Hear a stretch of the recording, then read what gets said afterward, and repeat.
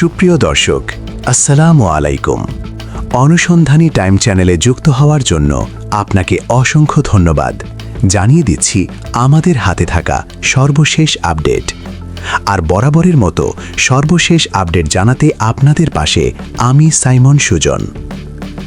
সাব্বাস বাংলাদেশ। বাংলাদেশে ওপেনে তৈরি অস্ত্র সরঞ্জামাদি গেল সৌদি আরবে। সৌদি আরবে আয়োজিত আন্তর্জাতিক সমরাস্ত্র ও প্রতিরক্ষা সরঞ্জাম প্রদর্শনীতে অংশ নিয়েছে বাংলাদেশ।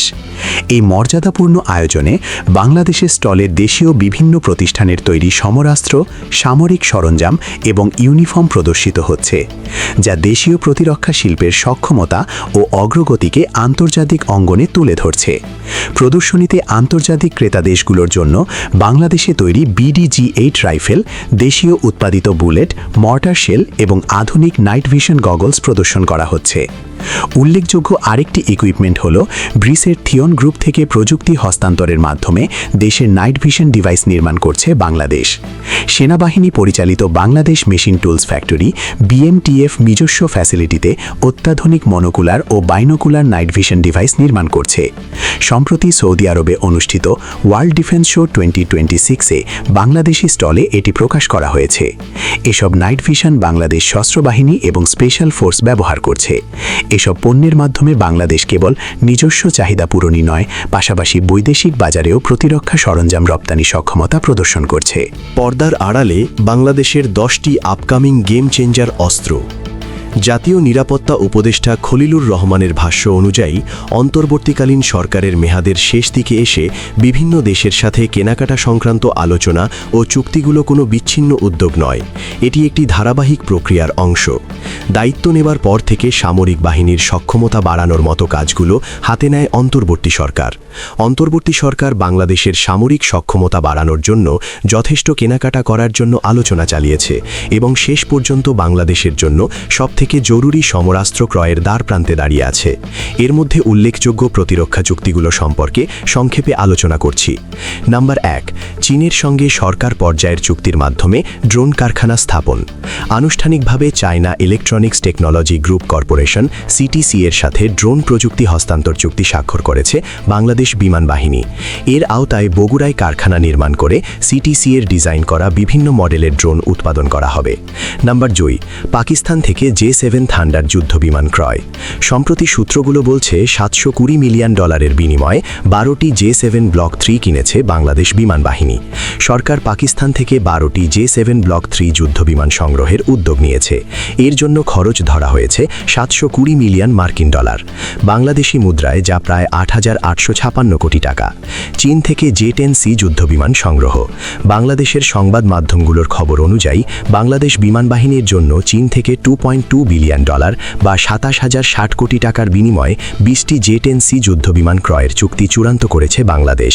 পেন্টাগনের একটি স্ক্রিপ্ট অনুযায়ী বাংলাদেশ J-10C ক্রয়ের ব্যাপারে প্রক্রিয়াধীন রয়েছে। নাম্বার 4, ইউরোফাইটার টাইফুন যুদ্ধ বিমান কেনার পরিকল্পনা। ইতালির কাছ থেকে যুদ্ধ বিমান ইউরোফাইটার টাইফুন কিনতে যাচ্ছে বাংলাদেশ। এর অংশ হিসেবে ইতালির প্রতিরক্ষা সরঞ্জাম নির্মাতা প্রতিষ্ঠান লিওনার্দো SP এর সঙ্গে প্রাথমিক একটি চুক্তি স্বাক্ষর করেছে বাংলাদেশ বিমান বাহিনী। প্রাথমিকভাবে 10টি ইউরোফাইটার টাইফুন যুদ্ধ বিমান ক্রয় করা হবে। নাম্বার 5, দক্ষিণ কোরিয়া থেকে সাবমেরিন সংগ্রহ। নৌ সক্ষমতা বৃদ্ধির দীর্ঘমেয়াদী পরিকল্পনার অংশ হিসেবে বাংলাদেশ সরকার উন্নত সাবমেরিন সংগ্রহের লক্ষ্যে দক্ষিণ কোরিয়ার সঙ্গে আলোচনা চালিয়ে যাচ্ছে। গত বছরের নভেম্বরে ঢাকায় দক্ষিণ কোরিয়া দূতাবাস আয়োজিত এক সেমিনারে প্রথমবারের মতো এই আগ্রহের বিষয়টি প্রকাশ্যে আসে। সূত্র অনুযায়ী দক্ষিণ কোরিয়ার তৈরি চ্যাংবোক ক্লাস সাবমেরিন কিনতে যাচ্ছে বাংলাদেশ নৌবাহিনী। নাম্বার 6, তুরস্ক থেকে T-129 অ্যাটাক হেলিকপ্টার ক্রয়। বিমান বাহিনীর সক্ষমতা বাড়াতে তুরস্কের এরোস্পেস ইন্ডাস্ট্রি থেকে 6টি অত্যাধুনিক T-129 অ্যাটাক হেলিকপ্টার ক্রয় প্রক্রিয়া চূড়ান্ত পর্যায়ে রয়েছে, যার আনুমানিক মূল্য $600 মিলিয়ন। নাম্বার 7, যুক্তরাষ্ট্র থেকে ব্ল্যাক হক মাল্টিরোল হেলিকপ্টার ক্রয়। বাংলাদেশ সেনাবাহিনীর জন্য 4টি UH-60L ব্ল্যাক হক মাল্টিপারপাস হেলিকপ্টার ক্রয় ডিল, যার এর মধ্যেই সম্পন্ন হওয়ার কথা রয়েছে। নাম্বার 8, 650 কোটি টাকা ব্যয়ে নৌবাহিনীর যুদ্ধজাহাজ BNS খালিদ বিন ওয়ালিদের সক্ষমতা বৃদ্ধির কাজ। বানোজা খালিদ খালিদ বিন ওয়ালিদের সার্বিক সক্ষমতা বাড়াতে 650 কোটি টাকা ব্যয়ে একটি বড় ধরনের আপগ্রেডেশন কার্যক্রম হাতে নেওয়া হয়েছে। এই আধুনিকরণ কাজটি সরকারি পর্যায়ে গভর্নমেন্ট টু গভর্নমেন্ট G2G পদ্ধতিতে সম্পন্ন হবে, যেখানে তুরস্ক সরকার অথবা তুরস্ক সরকারের মনোনীত কোনো সংস্থা আপগ্রেডেশন কার্যক্রম বাস্তবায়ন করবে। নাম্বার 9, বাংলাদেশ সেনাবাহিনীর অ্যান্টি ট্যাঙ্ক ক্যাপাসিটি বাড়ানোর জন্য অত্যাধুনিক জ্যাভেলিন সহ বিভিন্ন দেশ থেকে ট্যাঙ্ক বিধ্বংসী মিসাইল ক্রয় করা হচ্ছে। বগুড়ায় সামরিক ড্রোন নির্মাণ কারখানা তৈরির ঘোষণা দিল তারেক রহমানের ও বিমান বাহিনী।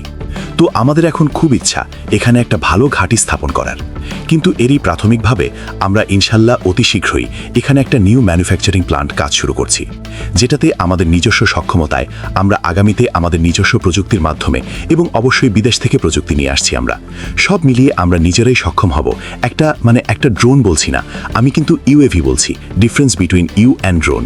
ইট will be a man class, যেটা কিনা আমাদের স্ট্র্যাটেজিক লেভেলে ইউজ করতে পারবে।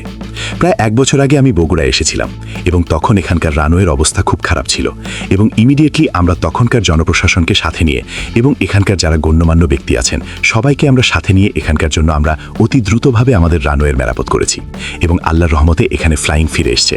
এখানে ফ্লাইং বন্ধ হয়ে গিয়েছিল, প্রায় এখনও আমাদের সীমাবদ্ধতা রয়ে গেছে যে রানওয়ের দৈর্ঘ্যটা এখনও শর্ট। এই রানওয়েকে আমাদের মিনিমাম আরও 3000 ফিট বৃদ্ধি করতে হবে, তাহলেই আমরা আরও বড় ধরনের শুধু বিমান বাহিনীর না, আমরা ইচ্ছা করলে বা আমরা যদি প্রয়োজন থাকে তাহলে আমরা এখানে ইনশাল্লাহ প্যাসেঞ্জার বিমান বা যে কোনো এয়ারলাইন্সের বিমান এখানে অবতরণ করতে পারবে এবং সেটা খুব ভালো কাজ হবে। আমরা এ ব্যাপারে অলরেডি আমি জানি যে আগের জনপ্রশাসন তারা তাদের মাধ্যমে এই দাবিটা গিয়েছে, কিন্তু আমাদের সামনে আগামীতে নির্বাচন আসছে, বিভিন্ন কারণে বিভিন্ন সীমাবদ্ধতার কারণে আমরা এর চেয়ে এগোতে পারিনি। এর মধ্যে কিন্তু আমার বিশ্বাস যে আগামী নির্বাচনের পরে নবী যুবাতি সরকারের মাধ্যমে আমরা এটা আরও এগিয়ে নিয়ে যেতে পারবো। এখানে বলে রাখা খুবই জরুরি যে বগুড়া একটা আসলে বহু রাজনৈতিকভাবে অত্যন্ত ইম্পর্টেন্ট একটা জায়গা। এটা আমাদের বাংলাদেশের অলমোস্ট একদম মধ্যখানে অবস্থিত।